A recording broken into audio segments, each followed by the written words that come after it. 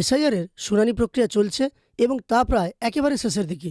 এমতো অবস্থায় আরও একটি নির্দেশিকা পাঠালো নির্বাচন কমিশন প্রত্যেকটি জেলাকে। তবে এই নির্দেশ ভোটারদের অনেকটা উদ্বেগ বাড়াবে, কারণ হিয়ারিংয়ে যারা অংশগ্রহণ করছেন এবং বিভিন্ন নথি জমা করছেন, লজিক্যাল ডিসক্রিপেন্সির কারণে আপনাদের যাদের নাম বাদ গিয়েছিল এসআইআরের খসড়া তালিকা থেকে, আপনারা আপনাদের স্বপক্ষে বিভিন্ন নথি জমা করেও আপনার নাম ফাইনাল তালিকায় নাও উঠতে পারে।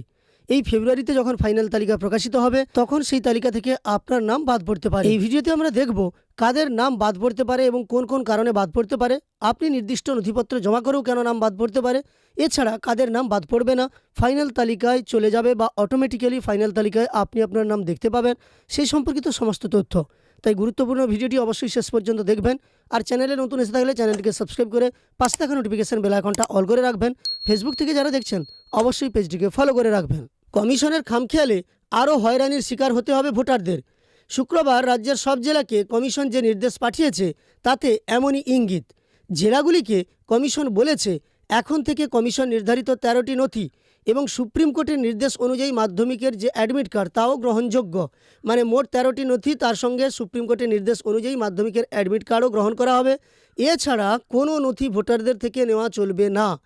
এখানেই শেষ নয়, ভোটারদের ভোগান্তি বাড়িয়ে কমিশন জানিয়ে দিয়েছে ইতিমধ্যে যেসব ভোটার শুনানিতে ওই 13টির বাইরে অন্য নথি জমা দিয়েছেন তাদের নামও তালিকা থেকে বাদ দিতে হবে।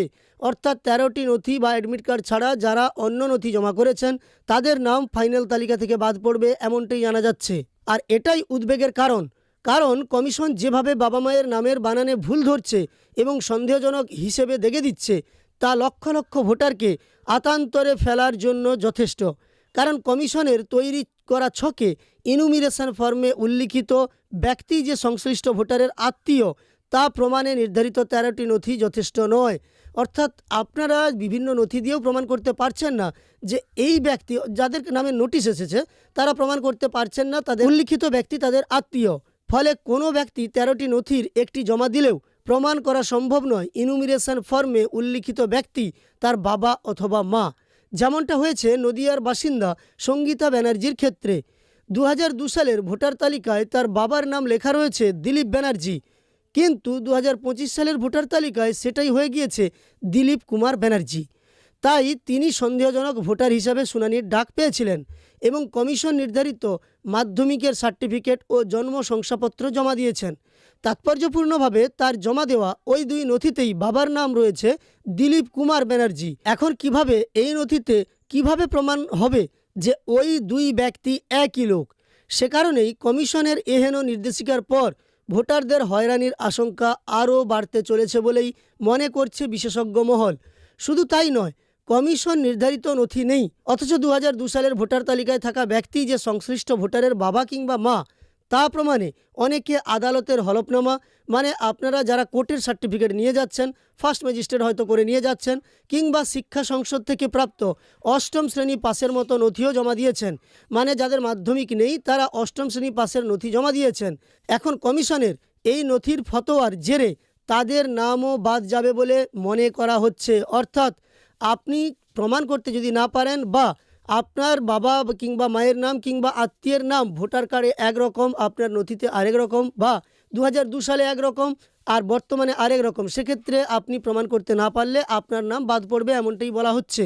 আরও উদ্বেগের বিষয় হলো এর আগে সন্দেহজনক ভোটারদের ক্ষেত্রে নথি সংগ্রহের ব্যাপারে এইআরওদের কোনো স্পষ্ট নির্দেশিকা দেয়নি কমিশন। এইআরওদের একাধিক সংগঠনের তরফে এ ব্যাপারে একাধিক চিঠি পাঠানো হলেও কমিশন কোনো উত্তর দেয়নি বলে অভিযোগ।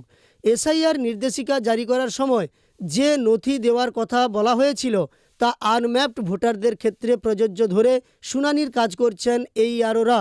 কিন্তু খসড়া তালিকা প্রকাশের কয়েক সপ্তাহ আগে একটি রহস্যজনক এআই সফটওয়্যার কাজে লাগিয়ে লজিক্যাল ডিসক্রিপেন্সি চিহ্নিত করে কমিশন।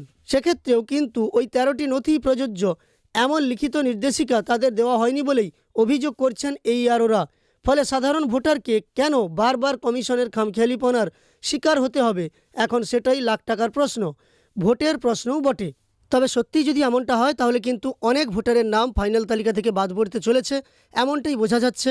এবার এই লজিক্যাল ডিসক্রিপেন্সি বা তথ্যগত অসঙ্গতি বা আত্মীয় প্রমাণ করার ক্ষেত্রে আপনারা যারা সমস্ত নথি দিচ্ছেন, মানে ওই 13টি নথি বাদ দিয়ে অন্য নথি দিচ্ছেন, তাদের নাম আগে বাদ পড়তে পারে, এমনটাই বোঝা যাচ্ছে। আর কমিশন নির্ধারিত 13টি নথি এবং সুপ্রিম কোর্টের নির্দেশ অনুযায়ী মাধ্যমিকের অ্যাডমিট কার্ড যারা দিচ্ছেন তাদের ক্ষেত্রেও সমস্যা আসতে পারে। তবে একটা বিষয় স্পষ্ট, শুনানিতে যাদের ডাক পড়েনি বা যাদের নাম শুনানির জন্য আসেনি তাদের নাম কিন্তু ফাইনাল তালিকায়, ফেব্রুয়ারিতে যে ফাইনাল তালিকা প্রকাশিত হবে সেই ফাইনাল তালিকায় উঠে যাবে। এখন আপনি কমিশনের এই সিদ্ধান্তকে কিভাবে দেখছেন কমেন্টে অবশ্যই জানিয়ে দেবেন। তবে এই ভিডিওতে দেওয়া তথ্যগুলো আপনার উপকারে এসে থাকলে একটি লাইক করে উৎসাহিত করার সঙ্গে সঙ্গে এই ধরনের তথ্য আরও পাওয়ার জন্য চ্যানেলটিকে সাবস্ক্রাইব করে পাশে থাকা নোটিফিকেশন বেল আইকনটা অল করে রাখবেন।